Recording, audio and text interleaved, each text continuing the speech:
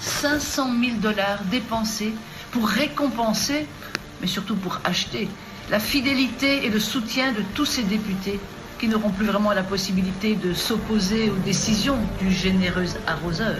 Qui osera refuser ce splendide cadeau là-bas? Qui osera renoncer à ce signe extérieur de réussite sociale et professionnelle au nom de l'équité, de la justice sociale et de l'éthique politique?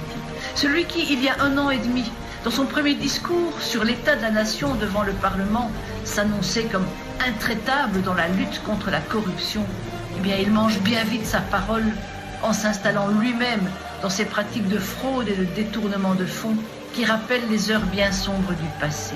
Ah, mais il s'agit de rester coûte que coûte au pouvoir.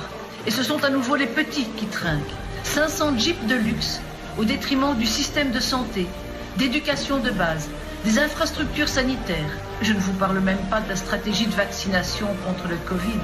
La RDC a à peine injecté 50 000 doses à sa population de plus de 100 millions d'habitants.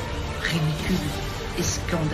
Où a-t-il bien pu trouver ces 27 millions de dollars quand le salaire annuel moyen par habitant est de 457 $? Comment peut-il espérer être pris au sérieux par la communauté internationale quand il se discrédite dans de telles pratiques, alors que son sous-sol regorge de richesses? La RDC est un des pays les plus pauvres du monde et l'un des plus corrompus. Il occupe la 161e place sur 180 pour le classement des pays les plus corrompus. Quelle honte! Des populations entières ont dû fuir Goma, laisser leurs maisons et leurs maigres biens en raison de l'irruption du volcan Nyiragongo.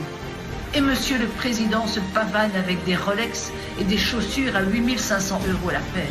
Ce sont la communauté internationale, les ONG et les citoyens eux-mêmes qui viennent en aide aux sinistrés.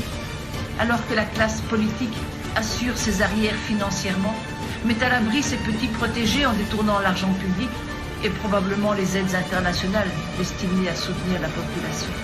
Monsieur Tshisekedi, honte sur vous.